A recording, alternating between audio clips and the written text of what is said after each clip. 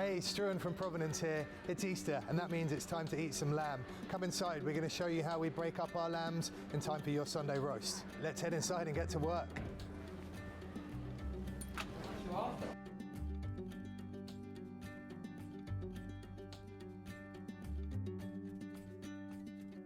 Dan, here we are. So we're going to break down a lamb, talk a bit about the cuts, how you butcher them, how the best way is to cook them, why we cook them that way, and get to see you with your knife in action. Yeah, well, they've rusted in a bit, so all right, let's get them up. Great. So this lamb is from a farmer called Alan Barrow, and it is from Halstead in Essex, so on pasture all its life, which is kind of the best way to farm a lamb, right? It doesn't need much input. Best thing to do is just leave it outside, look after it. It's got a nice fat coverage on it. This isn't new season lamb, because with Easter running so early this year, the new season lamb's going to be a bit small, a bit skinny, and it's not going to give us like the roast that you really want, is it? No, I would say. No, definitely say winter lamb's a lot better. And this time of year, yeah, I reckon, full of flavour, darker, and a good size as well. definitely bigger. Definitely bigger, yeah. Okay, then, shall we start with the shoulders? Let's get it I'll up. let you do your work. Great. So Dan's taking off the neck here. That comes off. Now that is a really undervalued piece. It's not something we're going to discuss today in terms of Easter, but slices of this, the scrag end chop for your Irish stew, is like the ideal cut for that, because you've got all the bone coming into it, and this is beautiful, tender meat once it's been cooked nice and slow. I'll pop that under there. Out come the kidneys. Yep, I'll take those. Great. Thank you very much. So obviously we've got the kidneys that still come in the lamb, and they've got all the flare fat around them. They're nicely protected. And a really good example of a healthy lamb is how healthy the kidney looks in the middle, and these look pretty great. Now, just tell us what you're doing here, Dan. So just marking up between the 5th and the 6th rib, so it gives us a nice big shoulder roast. Right. Just using the saw to get through the bone, and then the rest of the work is done by Dan's careful knife skills. And you see the knife that he's using only really cuts the flesh. He doesn't want to hit the bone. He just gets to the bone and then sets it up for the saw. All right, should we turn them round? We'll try and do it synchronized. Ready? Yeah. All right. There you go. There you go. Beautiful cross section. So, really interestingly, that side, that's the shoulder of lamb. This side is the cutlets. So that's your slow roast. That's some of the most, premium cut of the lamb, right? So you're still going to get great tenderness and eating quality in here. It's kind of arbitrary where it runs into getting a little, particularly in this muscle, it's going to stay tender through there, but then it really runs through here. You've got your 8-bone rack, which we'll talk about a little later, and then into the loin section, which we're actually going to make into a noisette today. But we'll start with the shoulder, so I will clear a bit of space for you there. Thank you. So just taking off a bit of brisket trim. Great. That will all go into merguez sausages or into a shepherd's pie. Now the shoulder is your classic slow cooking cut. So I think I talked about this when we were last doing the Steak Club video, but generally the rule is the forequarter of the animal, the front of the animal, where it's done a lot more of the physical hard work, is better for slower cooking and slow roasting. There's a direct correlation between the amount of work an animal has done physically, movement, and how long that muscle needs to be cooked to make it tender. But on the other side of that, the muscles that have done the work are really full of flavour, and they can stand up to bolder flavours that they're cooked alongside. So, marinades, spice rubs, that sort of thing, whereas the leaner stuff, the more tender cuts as you come back through the animal are always going to be better for quick cooking, because you can eat them nice and rare. So the shoulder, obviously in a lamb, is pulling the animal around, and as it's grazing on the pasture, it's pulling the head down, doing the chewing, pulling up the pasture that it's eating. And so there's a lot of energy that goes through there, and you can see that in the way the muscles are represented. So lots of smaller muscles interspersed with fat, interspersed with sinew as well. And you need to put a long, low heat into that to start breaking down the sinew, rendering some of the fat as well. And what you're going to get is a really rich, unctuous roast. It doesn't necessarily mean that it's fatty though, I would say, Dan. No. You know, by the time it's cooked out. It does melt away. Yeah. For sure. And, you know, it's your Sunday roast. You want a bit of fat in there and wash it down with some good red wine. So what Dan's doing here is trimming up any of the excess bits of fat and also some of the meat around the neck. And he's going to leave us with a beautiful lamb shoulder roast. He's going to do the other one as well. Thank you very much, Daniel. No. As a whole piece on a lamb this size, you're looking to feed 8 people with that. Definitely. For a big one like this, you squeeze 8 people quite comfortably. Or just you and me. Yeah. And again, you can put this in as a whole piece, slow roast it. If you have a giant Le Creuset, you can put it in there on a bed of vegetables, let it slow cook. We're also going to have some killer recipes up on the website. We've got our chef Barry has some great ideas on how to cook a lamb shoulder, and I think we're going to be running through those today. But really, yeah, this is long, low, and slow, that to get the best out of it. I mean, there are ways you can cook it a little quicker if you want to. It's just hard to carve. Yeah, I've generally always thought the lower and slower you go, the better. Yeah, for me, it's long, low, and slow until you're pushing the flesh off the bone. You see a nice, as it roasts, this meat will recede a little bit. You'll see a bit of the blade coming out, a little bit more of the bone coming out there. Rosemary, garlic, red wine, you can't go wrong. Great, thanks Dan. Okay. Dan, would you like to talk us through the technical side of the butchery of taking the legs off the lamb carcass, please, mate? Yeah, absolutely. So what we're left with is what I would call a trunk, but what we want to try and do is take off a nice long leg. Certainly coming up to Easter, this is the roasting piece that people want. So I'm going to leave the rump on the leg and take away the middle for Grand. what we can use later on. So I'm trying to find, there's a nice little There it is. joint in there. So you're going through the vertebrae there and then opening that up just with your boning knife. Yeah. Right? Great, and that's a natural way to find where the rump sits on the leg and where you're splitting it down for your chops as well. Beautiful. So we'll do the synchronized roll again. Absolutely. There we are. So you can see there again, just to put it in relation to other cuts that you may have seen, that is your T-bone steak, effectively. That's sirloin this side, the fillet this side, but obviously in miniature on a lamb as opposed to on a much bigger beef carcass. But it's the same. So when you're buying lamb loin chops, you're buying T-bone steaks. When you're buying lamb cutlets, they're pretty much tiny little tomahawks. Absolutely. Lamb lollipops, as we call them. You can eat more than you can eat of tomahawks. So I'll let you do the legs. I'll move this out the way for you, mate. Thanks, mate. And I'll come around the back of you again. Make it easy for me. I like to split it straight down. Sure. Centre. So you're coming through the last bit of the backbone, through the tail as well, and then you're going to take them off separately. Yeah. Great. I'll just move that one to one side for you. Give that a bit of a brush down. So once again, there's a lovely little bit of trim here for sausage. Great.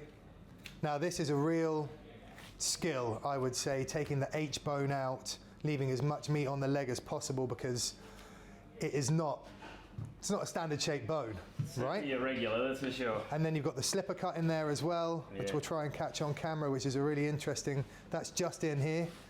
So you can see how that works there, and that means you're taking the... If you ever do that one at home, note that I wear a glove for that. Yeah, sensible. So obviously as these lambs are a little older, they're not new season lamb. There's a little bit of fat in and around here. We're just going to trim that off. It's not, you don't want the excess fat when you're cooking a roast, especially with the leg. You just want to get that bark on the outside nice and crispy. But you still want a little bit because that's going to keep it succulent. It's going to protect some of the leaner meat on the outside of the animal while it's cooking as well. leg of lamb is your traditional Easter Sunday roast. It is cooked to be beautifully pink all the way through and then sliced in thin slices, served up with your roast potatoes, mint sauce and gravy. It's the most traditional Easter roast. But, you know, I think the shoulder and the noisette and the rack have like an equally valued place. But for like out and out tradition, this is the one, right? Same in Australia? Yeah, absolutely. Yeah, leg roast certainly more popular. You're doing them on the barbecue this time of year? Only when you flatten them out. Yeah. Otherwise, we're doing it for a while. Exactly. Sure. So Dan's making a long leg here. So we're actually keeping some of the rump and this little bit here that Dan's just trimmed up. You flip it over for me. That's effectively the head of the tenderloin, right? So that is what in a piece of beef would be the Chateaubriand, and that makes sense because it's running into where the T-bones would be. So this rump is running into where the sirloin, where the loin would be on the lamb as well. So very, very nice. Great tender eating at this end. I think that's an interesting split. Something like a half leg of lamb, you either get the shank end or you get the fillet end. Yeah. And you both get a section of the center, which is, you know, pretty much the same thing, but it's whether you want, coming from one end, you get a bit more of the shank, a bit more of the sort of gelatinous, slightly chewy, but really strong flavored bit of the lamb, or you get from the fillet end where you're going to get, you know, easy slicing tenderness, I guess. I think they're both pretty great, but I'd take the shank. And I'd take the rump. Great, we'll split this one and take it home. So what Dan's done there is just a bit of tidying up, French trimming, just for it to display nicely, and as it cooks, again, that shank will recede a little bit and you'll get a lovely, nice bit of white bone to display. Always looks good on your chopping board.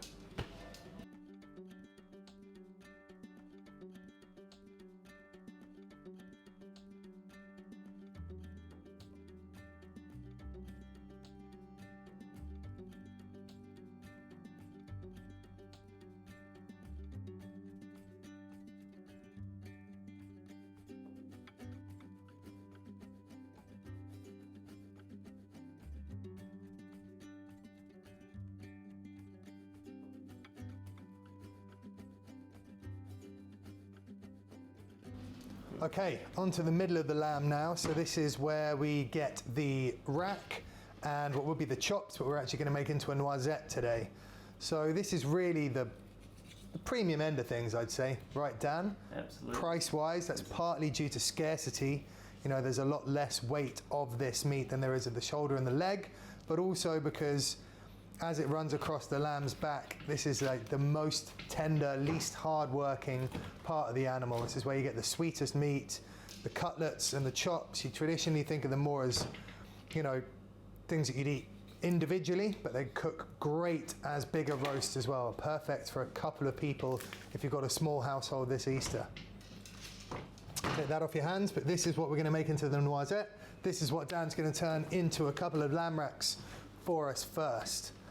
So like I said earlier, if you think about the lamb rack and where it runs off the shoulder and into the loin, this is kind of the ribeye end of things, right? And then running into the beginning of the sirloin.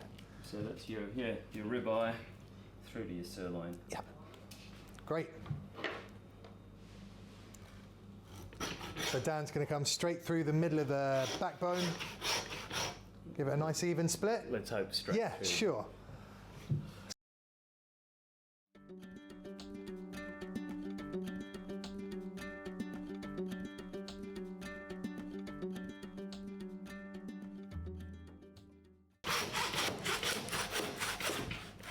That's why you're doing it, not me. Perfect.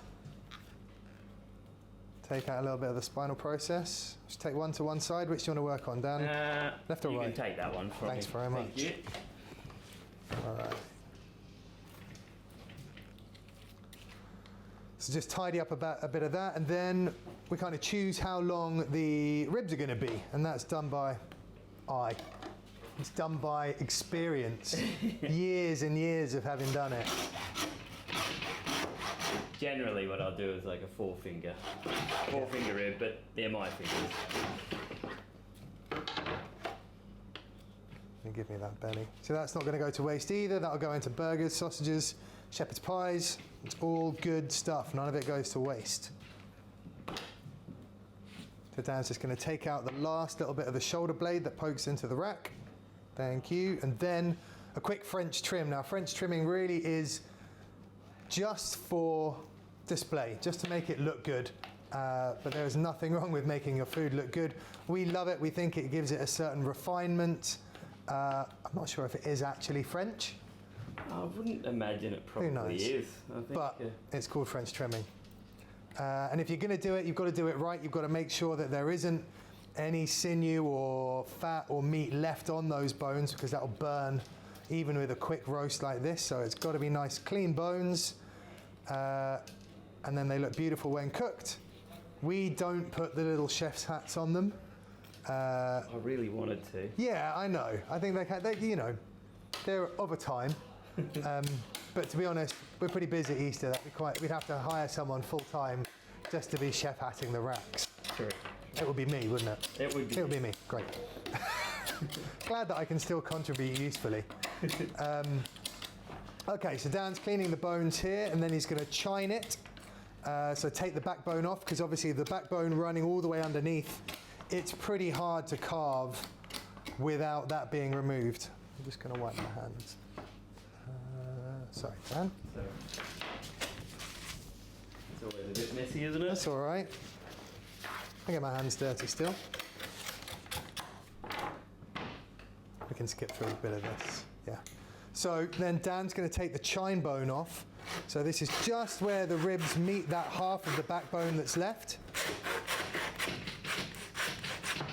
It's a real skill to this, because you don't want to cut into the meat, which is just the other side of those bones. And he's done it with superb accuracy. So then we'll take the backbone all the way off, and there you have your classic 8-bone rack of lamb. That is, I'd say, like the finest roast we're going to get out of the lamb, right? Loads of tender meat, nice bit of fat protecting it across the top, so you're not going to dry anything out. And this, 20 minutes to 30 minutes in the oven, depending on how you like it, right? Definitely a quick one. Yeah. And if you buy one of these and the sun happens to be shining on Easter Sunday, even at home, it's really easy. You just come in between each rib and you've got 8 beautiful lamb cutlets to stick on the barbecue instead. All right, Dan, so now some real fine butchery. Dan's going to bone out this loin, keeping it as one long piece, and then hand it over to me to stuff with a stuffing that Barry, our chef, has come up with, which is wild garlic and lemon. And we're going to stuff, roll, and tie the noisette. And this is sort of real showcase roast cooking. You know, if the shoulder is the most rustic cut, you just stick it in the oven and let it get good. The lamb's the classic. The rack is really, you know, sort of like the sweetest meat. Then bone rolled and stuffed, you're asking your butcher to do a bit of the work for you, but it looks great on the table at the end of the day. It's a real centerpiece for your Easter, if you've got any room left over from the chocolate eggs. Certainly a special kind of roast. Yeah, it is indeed. So as we talked about before, you can kind of see that you've got effectively a T-bone there. So what Dan's going to do is bone out the fillets, or what we call the pencil fillets in a lamb. Pop those to one side. Great, thank you, Dan. Take that over there.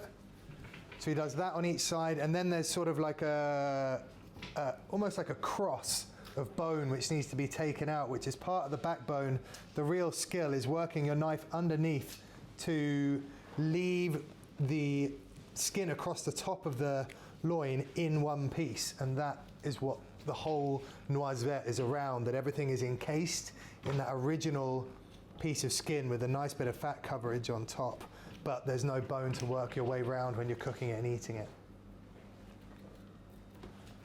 No pressure here, Dan.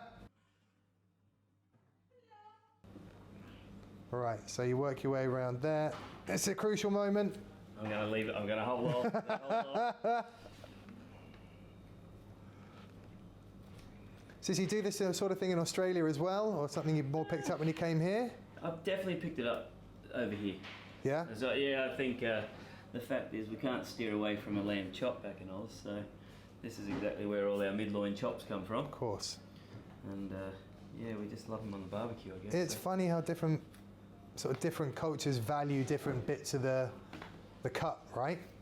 You know, so in Australia it's always going to be chops, and here noisettes.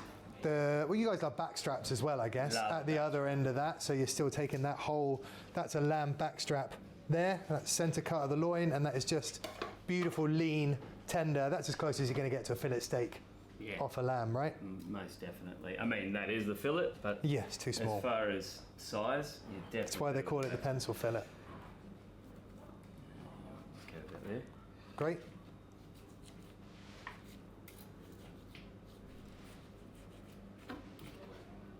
Beautiful. Okay, so we're left with that centre section there, beautifully done, Dan, which I'm then going to stuff, pop these back in, and roll into a beautiful noisette, hopefully. Fingers crossed. All right. I think I'll give it a try. I think you're going to I'll give it a try. So first things first, when we're stuffing the noisette, is the stuffing, obviously. So this was put together by our chef Barry. Wild garlic, lemon, onion, breadcrumbs, pretty simple, pretty seasonal. The wild garlic has just come in, so I'm going to put a fine layer right across all of here without hopefully making too much mess. You don't want to overstuff these because it's more an add-on. It's a flavor add-on to, you know, the already really tasty lamb, but you want to make sure it's even because you don't want someone missing out on the flavors. And really, wild garlic and lemon just accentuate the already fantastic flavors coming from the pasture-reared lamb. So we've then got the 2 pencil fillets going in. I'm going to put a little bit more across the top. And then, moment of truth, Dan, am I going to be able to roll it well under the pressure of being on camera, and once you've done such an excellent job with the hard bit? Leave me the easy bit. Okay, so we kind of want to roll it round there. I might end up snipping a little bit of it off. All good so far. Okay, so I'm just going to clear this away a little bit. Now, turn that around so I can get some string on it. There's always going to be a little bit of stuffing that's just going to pop out the sides. You just have to back yourself that you have most of it in the middle where you want it. Now, there's a little skill around here of not squeezing out all the stuffing at the beginning. I think I've done it all right, mate. I think you're on track. Yeah? Okay, good. Now, the great thing about this is when you cook it, all those flavors are going to mix in through the lamb, sort of marinade the exposed meat that the stuffing is put onto and really infuse their flavors into it. And when you slice it open, you're going to get this incredible cross-section that you get in any noisette, but in this one you're going to have those lovely yellow and green layers of the stuffing sat in between all the bits of meat, which again is just going to look wonderful on the table. And something like this, you can, because it's strung up, take in individual slices and serve it face up on the plate. Dot a few roast potatoes around it, whatever veggies you've got, a drizzle of lamb gravy on the side, and you're good to go. You having lamb on the weekend, Dan? Certainly should be. So why not? Yeah? Yeah. What would be your choice? Well, normally I do a butterflied lamb leg, but I might actually try myself for a lamb shoulder this year. It's meant to be cold, so... No, as in like this weekend. It's meant to be... Yeah, I might try getting up early and putting a shoulder in and cooking it for a good 8 hours if I can manage. Lovely. But I know what I'll most likely do, and that is sleep in and have some lamb chops. Well, you can't go to the pub though. That's the thing. Okay, so that's the finished job on the noisette. A little loose around this end, but thank you, Daniel. If I just square it up, you should get that lovely cross section there. So you've got the pencil fillets, the 2-eye fillets, just a little bit of the belly holding it together and protecting it underneath, and then all that stuffing running through, which is going to put all of its flavour into the meat, keeping these nice and tender. Great.